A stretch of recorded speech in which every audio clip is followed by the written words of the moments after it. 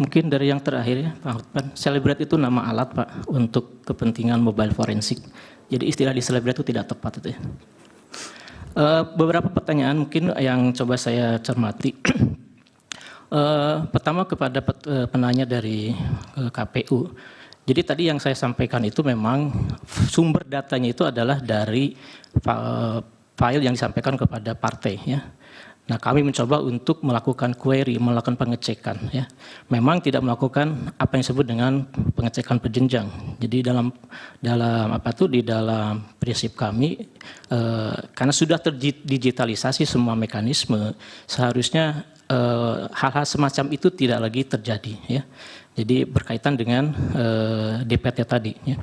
Jadi kami mencoba melakukan analisis itu berdasarkan file yang disampaikan kepada partai, kemudian kita coba lakukan searching, filtering berkaitan dengan beberapa field ya, dan kemudian ketemulah angka seperti itu. Jadi memang tidak melakukan verifikasi secara faktual ya.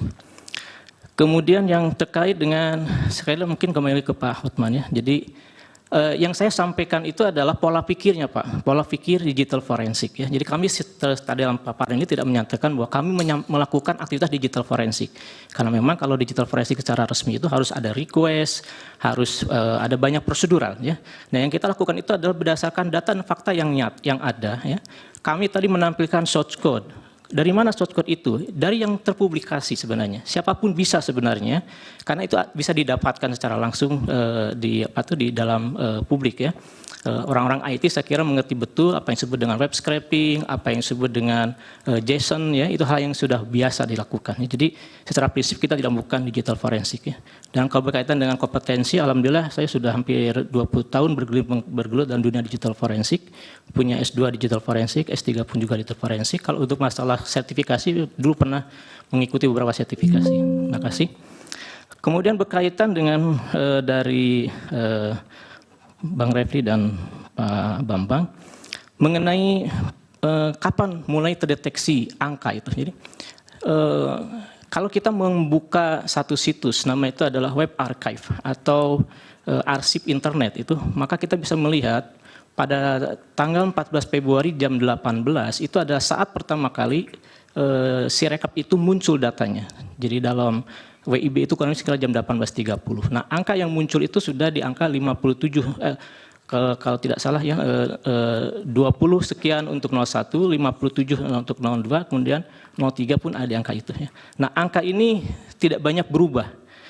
Bahkan ketika saya sampaikan, ketika ada pernyataan mengenai ada kesalahan terkait dengan 154.000 TPS, itu ternyata tidak berdampak ya.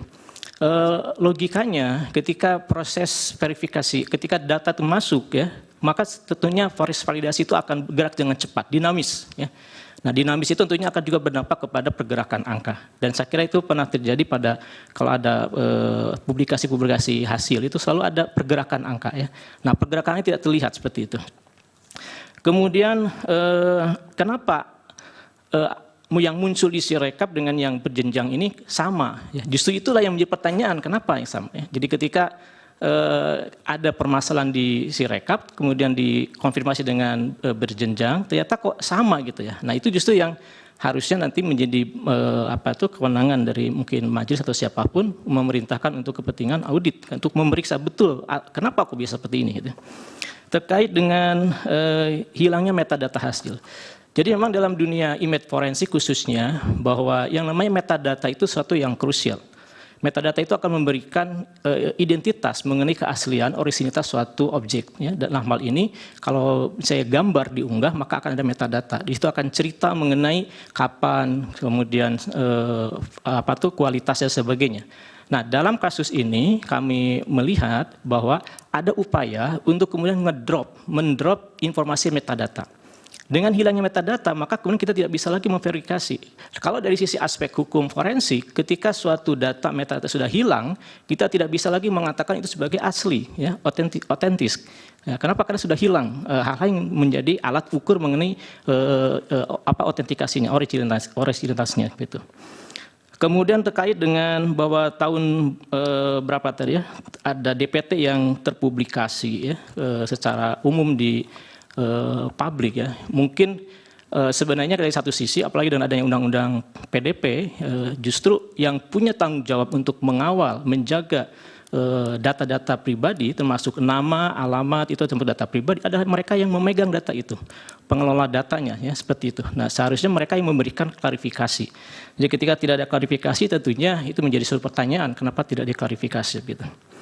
Kemudian terkait dengan adanya beberapa ilustrasi mengenai perubahan fasilitas ataupun akses daripada mobile Sirekap. Tadi disampaikan di dalam presentasi bahwa pada tahap awal yaitu staging, ya, staging itu ada sebuah istilah di dalam pengembangan aplikasi, yaitu tahap untuk konfirmasi desain, konfirmasi segala sesuatunya, dan saat itu tidak ada masalah.